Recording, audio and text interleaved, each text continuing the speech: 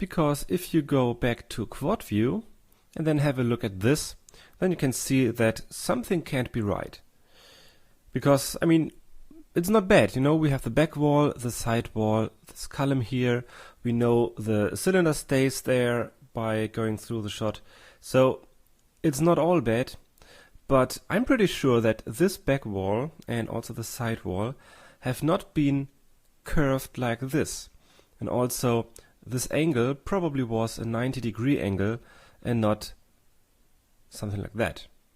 And the reason for that is simply that I've been shooting with a wide angle lens, so there's some lens distortion in our shot. And if you go full screen, and maybe you can see that we have also a curved line here. So all these straight lines that are straight when you look at them from in the center of the screen are becoming curved, or look like curved lines when they are on the border of the screen. And of course SynthEyes will notice that as well and deals with that just by also bending these 3D points until they match a reasonable solution. But of course that's problematic and it doesn't reflect the actual geometry. And also if you place a 3D object in there, that will also have the same problem. So everything's messed up and we have to deal with that. And we can do that by going to the lens panel, which you can see here, and then concentrating on these settings here. Let's go full screen again. So we have that lens distortion setting here, and when we click and drag, you can see that this grid, which represents the lens distortion, is deforming. And also, if you look at these 3D points and trackers, they are being deformed too. Of course not the trackers, because the trackers are there on the feature of the actual image, but the 3D points will accommodate to the lens distortion that we can set with that spinner control. But of course that is not very accurate, and we don't know exactly what the lens distortion was, so it's much better to let SynthEyes do the calculation. So let's enable the calculate distortion setting and then come back to our calculator, to the solver panel, and then refine that solution.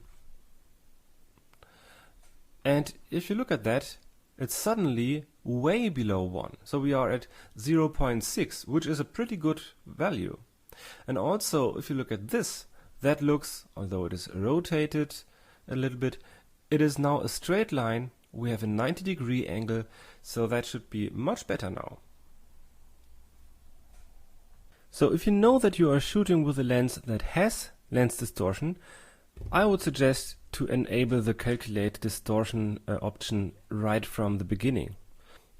Because not only will it help you to reduce that error value, it will also improve the whole tracking, and of course it will also have an influence of what trackers SynthEyes will think have a higher error value. Because if you look at that, on the borders and edges of the frame, you have this distortion of lines and also of the 3D points. So SynthEyes will think they are high error trackers. So if you're doing the cleanup trackers thing with Shift C, then you will probably delete some of these trackers that SynthEyes thinks do have a high error value, but in fact are only just distorted by the lens distortion. So that is something to keep in mind, that there may be lens distortion and you have to deal with that, and I would say it's better to deal with that at first, because then you will not erase the wrong trackers when you are doing cleanup trackers. And to demonstrate that, I want to quickly go back to the graphs editor, increase the size, and then squish the tracker bars. And if you look at this now, you can see that that is always here at the start and at the end and start of these tracker bars, that we have these red lines that tell us that SynthEyes has disabled these frames. If you remember, Shift C, we have this bad frames enable and disable, And I suppose that these trackers have been disabled when they were coming in the area where you have that rather strong lens distortion. So it does have an impact on everything, so I would say that probably it will be a good idea to calculate lens distortion right from the beginning. Now I want to demonstrate you another thing. I can do that by going to the Objects panel and then inserting a new cylinder here in the foreground. If you go full screen, then you can see something. That is, well, that is a straight line, more or less. But when we scrub through the shot, and you can see suddenly we have almost a banana that is really, really curved. Especially here. Do you see that? That is really a bent cylinder. And that's why when you are inserting 3D objects in your camera view, SynthEyes will display them as curved objects according to the lens distortion. Now if we switch to perspective and then go right click and lock to current camera, then you can see now this is a straight line again. And also when you scrub through the shot, you will notice some sliding of these 3D points. Because now we have some lens distortion, but we also have a 3D geometry, and in this particular view, SynthEyes will not accommodate to that lens distortion. And that is really important because also your 3D application will probably not be able to deal with lens distortion, especially not in the viewport, like SynthEyes is doing in the camera full screen view. So we have to find a way to deal with that. And by the way, I think here you can see it very good, how it suddenly starts really sliding off its original position.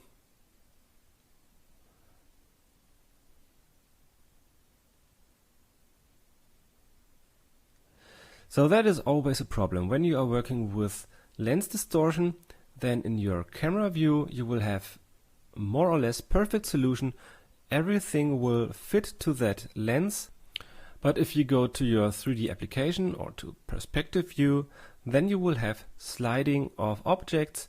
You will have straight lines that do not fit to your curved or distorted camera anymore, and that is a big problem. To deal with that problem, we have the lens workflow in SynthEyes. Go back to the summary panel, and then if you look down here, you have that button saying lens workflow. And if you press that, that will bring up a menu. And here you can choose from two different options. The first one is undistorted and the second one is redistorted. Now this might become a little bit complicated now, but I'll try to explain as good as I can. So the first option will generate images that are undistorted, so they don't have that lens distortion anymore, and you can then save them, export that undistorted footage to a new image sequence, and then take that when you go into your compositing or 3D application. And there you can then render the effects and 3D elements on that, and then just render that out, and that will be your final output. So the very final output of your whole workflow will be undistorted and not have that lens distortion anymore.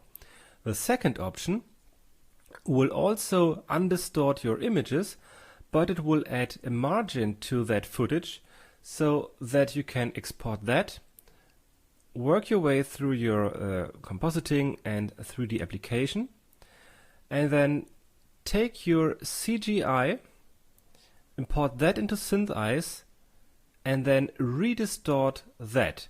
So you can redistort your 3D or your effects, and then finally composite that over your original footage. But let's just start with the first option. So when you have that checked and then click OK, then right now you can see how SynthEyes has undistorted your image. And of course, now you will have to wait a little bit until SynthEyes has calculated that lens distortion to all of your images. And now you have a completely undistorted footage in your memory. Let me quickly undo that by hitting Ctrl Z. You can see we have that lens distortion again. Check lens workflow and then switch from undistorted to redistorted, just so that you see how that looks differently. So click OK. And now you also have an undistorted image, but you have that margin up here, and this will be slightly larger than your original footage. And if you export that, work with that within your 3D application, then bring your CGI elements into SynthEyes and redistort them. Then you can, after that, go ahead and overlay your redistorted CGI over your original footage. And because your CGI will then also have that, or it will not have that black margin, but it will be the same size as this particular image that is slightly larger than your original footage. And when you redistort that, then of course it will then fit to the same resolution as your original source footage. And to demonstrate that, I've created a crappy little animation here where you see the camera movement and two objects. So I had exported our camera solution to Blender and then just insert these two objects and rendered that with an alpha channel.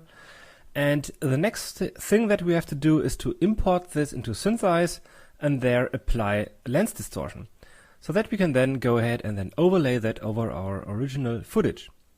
So to do that, we go here where we have our scene with our lens distortion, or I should say with our undistorted images.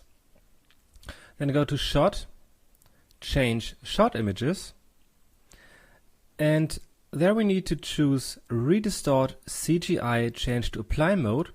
And what that will do is that it will first it will of course replace your images with your CGI, and on the fly it will apply the lens distortion that SynthEyes had calculated to your CGI, and then you can save that and overlay that over the footage. So do that, press OK, then choose, or I just choose that footage, render CGI 2, which is that sequence. This will open up the Edit Shot menu again.